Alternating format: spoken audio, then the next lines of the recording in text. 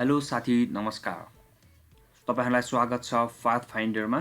आज चाहिँ म तपाईहरुमाझ हाम्रो हातमा भएको रेखालाई हेरेर हाम्रो विवाह, रिलेसनशिप, सम्बन्ध कस्तो हुनेछ भन्ने विषयको भिडियो लिएर आएको छु। यदि तपाई जिज्ञासु हुनुहुन्छ र तपाईलाई कोही समस्या आएको छ अथवा तपाईलाई कस्तो हुन्छ भन्ने कुनै जिज्ञासामा हुनुहुन्छ भने यो भिडियोलाई अन्तिमसम्म हेर्नुहोला।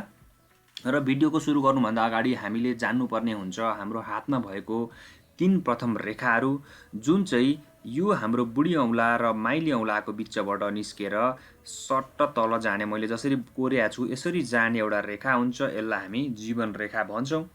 त्यस्तै गरेर जीवन रेखाकै सुरुवातबाट अर्को एउटा रेखा निस्केर हाम्रो बीच हातबाट निस्केर यतापट्टि तेर्सो भएर तन्केको रेखा हुन्छ, जुन मैले अहिले यहाँ यसरी कोरेको छु। यस्तो रेखा हुन्छ, यसलाई हामी मस्तिष्क रेखा भनेर भन्छौँ। त्यस्तै गरेर अर्को प्रथम रेखाहरूमध्ये, प्रधान रेखाहरूमध्ये अर्को महत्त्वपूर्ण रेखा हुन्छ हाम्रो, जुन चाहिँ यो कान्छी औँलाको फेदबाट यो साइडबाट निस्केर हाम्रो माइली औँला अथवा चोरी औँलातिर गएको रेखालाई हामी भन्छौँ हृदय रेखा भनेर, हार्ट लाइन भनेर हामीले भन्छौँ। र हाम्रो विवाह, हाम्रो सम्बन्ध जनाउने रेखा चाहिँ कहाँ हुन्छ त भनेर बुझ्नु पर्दाखेरि हाम्रो सम्बन्ध जनाउने रेखा चाहिँ जुन यो हृदय रेखा छ हाम्रो, जुन हृदय रेखा र कान्छी औँला जुन यो छ, यो कान्छी औँलाको बिचको भागमा यो क्षेत्रबाट निस्केर चोरी औँलातिर हेर्ने रेखा हुन्छ। छोटा छोटा रेखा हुन्छन्, कहीँ एउटा हुन्छ, कहीँ 2-3वटा हुन्छन्। यस्तो रेखालाई चाहिँ हामी विवाह रेखा अथवा सम्बन्ध रेखा भनेर अथवा लभ रेखा भनेर हामी चिन्दछौँ। र साथीहरू, विवाह रेखा चाहिँ जुन विवाह रेखा हुन्छ कति समयमा कति उमेरमा हुन्छ भन्ने कुरा हेर्नु पर्दाखेरि जुन यो भाग, यो कान्छी औँलाको भाग र यो हार्ट लाइनको यो सिधा भाग छ, यो भागलाई हामीले टोटल 50 वर्षको काउन्ट गर्नुपर्ने हुन्छ। 50 वर्षको काउन्ट गर्नुपर्ने हुन्छ। यदि तपाईको यो बीच भागबाट एउटा सिधा रेखा यसरी निस्किन्छ भने यो तपाईको 25 को उमेरको हाराहारी मानिन्छ। त्यस्तै गरेर तपाईको अलिकति तलतिरपट्टिबाट निस्किन्छ भने यो 22-23 मान्न सकिन्छ।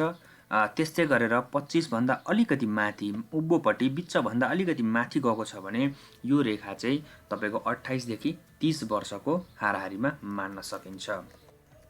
त्यस्तै गरेर साथीहरू, यदि तपाईको हातमा चाहिँ यो बिचको भागबाट सिधा रेखा निस्केर सिधा जान्छ भने यस्तो व्यक्तिहरूको लभ, रिलेसन सम्बन्ध कस्तो हुन्छ भन्दाखेरि यस्तो व्यक्तिको सम्बन्ध, विवाह भनेको तपाईको अत्यन्तै राम्रो, तपाईले पार्टनर चाहिँ अत्यन्तै तपाईले सोचे जस्तो पाउनुहुनेछ, सुन्दर पाउनुहुनेछ, तपाईले भने जस्तो पाउनुहुनेछ, तपाईलाई माया गर्ने साथी पाउनुहुनेछ र तपाईको विवाह पश्चात अथवा लाइफ पार्टनर तपाईले भेटे पश्चात तपाईको जीवनमा चाहिँ धन सम्पत्ति, सुख तपाईले भने जस्तो प्राप्त गर्नुहुनेछ। तर साथीहरू, यस्तो रेखामा कुनै पनि अरू तपाईको चिन्ह हुनु भन्ने चाहिँ छैन। यदि यसरी काटिएको छ भने यसको बारेमा अझ बेसी बुझ्नुपर्ने हुन्छ। यदि यो रेखाबाट यसरी हाँगा पलाएर गयो भने अझ यसको फरक किसिमको फल हुनेछ। यदि सिधा छ भने यसको फल अत्यन्तै राम्रो, तपाईले सोचे जस्तो पार्टनर पाउनुहुनेछ। त्यस्तै गरेर अर्को हाम्रो हातमा हुने रेखाहरूमध्ये तपाईको विवाह रेखा यदि छोटो छ, सिधा छ र छोटो छ भने कस्तो हुन्छ त तपाईको पार्टनर भनेर भन्नुपर्दाखेरि यदि तपाईको हातमा यस्तो छोटो सिधा रेखा छ भने तपाईको पार्टनर तपाईले भने जस्तो हुनेछ। तपाईको सुरुवातमा सम्बन्ध अत्यन्तै राम्रो हुनेछ र बिस्तारै पुरानो भइसकेपछि जस्तो तपाईले पहिला सोच्नु भएको थियो त्यस्तो नहुन सक्छ, अलिकति फिक्का हुन सक्छ, अलिकति कम भएर जान सक्छ। त्यही पनि यसलाई, यस्तो रेखालाई राम्रो क्याटेगोरीमा राखिन्छ। त्यस्तै गरेर साथीहरू, अर्को हाम्रो रेखा हुन्छ तपाईको विवाह रेखा। यहाँबाट सिधा गएर अलिकति थोरै हृदय रेखातिर यसरी घुमेको रेखा। यदि तपाईको हातमा यस्तो खालको रेखा छ भने, अलिकति घुमेको, तलतिर घुमेको रेखा छ भने यस्तो रेखा पनि अत्यन्तै राम्रो मानिन्छ। र तपाईको पार्टनर कस्तो हुन्छ भन्दाखेरि तपाईको पार्टनर तपाईले गरेको काममा काँधमा काँध मिलाएर हिँड्ने, तपाईलाई सपोर्ट गर्ने खालको पार्टनर तपाईले प्राप्त गर्न सक्नुहुनेछ। त्यस्तै गरेर साथी, तपाईको अर्को रेखा हुन सक्छ सिधा यहाँबाट गएर हृदय रेखा, यो रेखालाई छोयो अथवा यो रेखालाई कटेर गएको रेखा हुन्छ। यदि तपाईँको हातमा यस्तो खालको रेखा छ भने यसको फल कस्तो हुन्छ भन्नुपर्दाखेरि यदि तपाईँको हातमा यस्तो रेखा छ भने यस्तो रेखालाई त्यति राम्रो मानिँदैन साथी। यस्तो रेखालाई त्यति राम्रो मानिँदैन। यस्तो रेखा हुने व्यक्तिको पार्टनर अलिकति रोगी हुन सक्छन्। तपाईँको विवाह पश्चात तपाईँको पार्टनर अलिकति रोगी, तपाईँ अथवा तपाईँको पार्टनर रोगी हुने, अलिकति सम्बन्धमा थोरै अलिकति चाहिँ नि ठासठुस पर्ने खालको, अलिकति खटपट हुने खालको मानिन्छ। यदि तपाईँको रेखा सिधै यो भाग्य रेखालाई पनि कटेर गयो भने चाहिँ यसको फल अलिकति धेरै नकारात्मक मानिन्छ। त्यस्तै गरेर अर्को हाम्रो रेखा हुन्छ, यदि तपाईँको हातमा विवाह रेखा यस्तो तरिकाले माथितिर फर्केको छ भने, यदि माथि फर्केको रेखा छ भने यस्तो रेखालाई पनि राम्रो मानिन्छ। तपाईँको एरेन्ज म्यारिज, तपाईँको लभ म्यारिज होइन, एरेन्ज म्यारिज हुने सम्भावना चाहिँ बढेर जान्छ।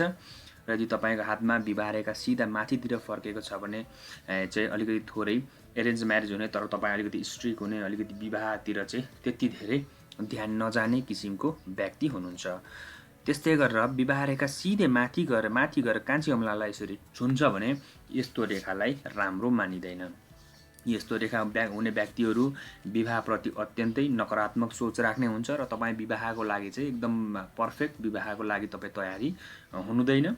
अलिकति थोरै घमण्ड, रिलेसनसिपमा अलिकति थोरै घमण्ड टाइपको हुन्छ र तपाईँको विवाह हुने चान्सेस एकदमै कम हुन्छ। यदि भइहाल्यो भने पनि तपाईँको विवाह राम्रो नहुन सक्छ, अलिकति झैझमेला बेसी बढ्न सक्छ साथी। त्यस्तै गरेर अर्को रेखा हुन्छ हाम्रो हातमा, सिधा रेखा गएर यहाँबाट गएर यसरी तपाईँको दुईटा भएर छुटेर एउटा रेखा निस्केर दुईतिर भएर फर्केर जान्छ भने यस्तो रेखालाई पनि राम्रो मानिँदैन। यस्तो रेखा हुने व्यक्तिहरूमा विवाह पश्चात अथवा रिलेसनसिप पश्चात अथवा लभ पश्चात चाहिँ अलिकति फुटाबा हुने, झैझगडा हुने सम्भावना बेसी हुन्छ र तपाईँहरू अलग भएर बस्नुपर्ने कारणहरू पनि निम्तिन सक्छ। त्यस्तै गरेर अर्को रेखा हुन्छ, यदि सिधा रेखा आएर त्रिशूल जस्तो आकारको यहाँनिर ट्रायङ्गल आकारको बन्छ भने यस्तो रेखालाई पनि त्यति राम्रो मानिँदैन। तर यस्तो रेखा हुने व्यक्तिहरूमा चाहिँ तपाईँको सम्बन्ध बिग्रेर फेरि पुनः एकचोटि मिलन हुनेछ। तपाईँको सम्बन्ध बिग्रिन्छ, लभ अथवा विवाह अथवा तपाईँको रिलेसनसिपमा हुनुहुन्छ भने रिलेसनसिप बिग्रेर फेरि अलिकति टाढा भए पश्चात चाहिँ फेरि तपाईँहरूको मिलन हुने सम्भावना बेसी हुन्छ र त्यस पछाडि तपाईँहरू राम्रो तरिकाले घरजाम अथवा सम्बन्धमा राम्ररी बस्न सक्नुहुन्छ। त्यस्तै गरेर साथीहरू अर्को रेखा हुन्छ हामीसँग, अर्को रेखा हुन्छ तपाईँको कस्तो रेखा हुन्छ भन्दाखेरि सिधा गएर तपाईँको रेखा यो एरियामा सूर्य क्षेत्र, यो क्षेत्रलाई हामी सूर्य क्षेत्र भन्छौँ, सूर्य पर्वतमा गएर यो एरियामा गएर छुन्छ भने अथवा यहाँ सूर्य रेखालाई गएर यहाँनिर टक्कर दिन्छ भने यस्तो रेखालाई भएको व्यक्ति चाहिँ अत्यन्त भाग्यशाली मानिन्छ। तपाईँको विवाह पश्चात, तपाईँको रिलेसनसिप पश्चात, तपाईँको लभ पश्चात चाहिँ तपाईँले धन सम्पत्ति इज्जत पनि प्राप्त गर्नुहुनेछ र तपाईँको पार्टनर एकदमै नाम चलेको व्यक्ति हुनेछन् भन्ने देखिन्छ। त्यस्तै गरेर तपाईँको विवाह रेखामा जस्तो यहाँनिर यो हातमा यतापट्टिको हातमा हेर्न सक्नुहुन्छ, यो क्षेत्रमा हामीसँग दुईटा विवाह रेखा देख्न सकिन्छ। एउटा विवाह रेखा यहाँबाट गएर अलिकति थोरै डाउन भएको, त्यस्तै गरेर अर्को विवाह रेखा तपाईँको सानो छोटो यस्तो भएको देख्न सकिन्छ। यस्तो तपाईँको हातमा रेखा छ भने यसको मतलब के हुन्छ त भन्दाखेरि तपाईँको रिलेसनसिप यो र यो हिसाब गर्दाखेरि यो ठ्याक्कै तपाईँको 50 को आधीमा आउँछ। 25 वर्षको हाराहारीमा एजमा चाहिँ तपाईँको एउटा सम्बन्ध हुनसक्छ, तपाईँको रिलेसनसिप हुनसक्छ, तपाईँले बिहे गर्न सक्नुहुन्छ अथवा कुनै बेला चाहिँ तपाईँको लभ म्यारिज अलिकति घनिष्ठ सम्बन्ध भएर चाहिँ तपाईँको रिलेसनसिप भएको हुन्छ र यसमा राम्रै हुन्छ। तर अलिकति हृदय चाहिँ तपाईँको थोरै विक भएको, एकअर्काप्रति अलिकति थोरै तपाईँलाई चाहिँ डाउन गर्ने किसिमको, तपाईँलाई डोमिनेट गर्ने किसिमको तपाईँको पार्टनर थियो र यो पार्टनर छुटेर फेरि तपाईँको अर्को चाहिँ विवाह अथवा प्रेम भनेको अर्को 4-5 वर्ष 28 देखि 32 को बिचमा तपाईँको एउटा सम्बन्ध जोडिन्छ र यो सम्बन्ध राम्रो हुने देखिन्छ। त्यस्तै गरेर तपाईँको हातमा यस्तै गरेर अर्को एउटा मसिना रेखाहरू छन्। यस्तो विवाह रेखा क्षेत्रमा तपाईँका साना 2-3 वटा रेखा छन् भने यस्तो व्यक्तिहरूमा चाहिँ तपाईँको प्रेम सम्बन्ध चाहिँ धेरै भएको गएको देखिन्छ। प्रेम सम्बन्ध चाहिँ तपाईँको यो अर्ली एजमा एउटा प्रेम सम्बन्ध थियो, जहाँ चाहिँ तपाईँको घनिष्ठ सम्बन्ध मान्न सकिन्छ।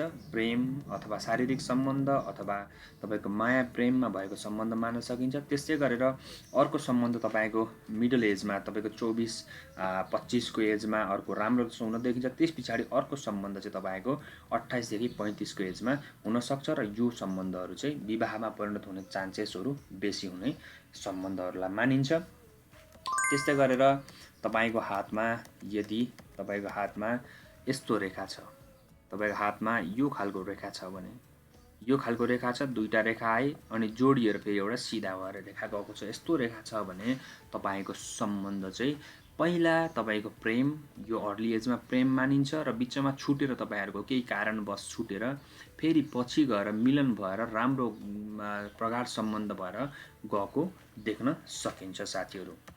त्यस्तै गरेर साथीहरू तपाईँको विवाह लभ म्यारेज हुन्छ अथवा तपाईँको एरेन्ज म्यारेज हुन्छ भन्ने चिज चाहिँ हामीले कसरी थाहा पाउने भन्दाखेरि, यदि तपाईँको हातमा विवाह रेखा क्लियर कट विवाह रेखा देखिन्छ र त्यस्तै गरेर हृदय रेखा जुन यो रेखा हुन्छ, यो रेखामा चाहिँ तपाईँको ठ्याक्कै यस्तै अहिले जुन यो हातमा म बनाउँदैछु यस्तो खालको हृदय रेखा देख्नुहुन्छ भने यस्तो चाहिँ सिधा गएर तपाईँको सिधा गएर यो क्षेत्रमा गएर गुरु क्षेत्रमा गएर टुङ्गिएको एउटा सिङ्गल धार भएको एउटा रेखा देख्नुहुन्छ भने यस्तो व्यक्तिहरूको चाहिँ एरेन्ज म्यारेज हुने अथवा यस्तो व्यक्तिहरूको चाहिँ लभ म्यारेज हुने सम्भावना चाहिँ बेसी भएर जान्छ।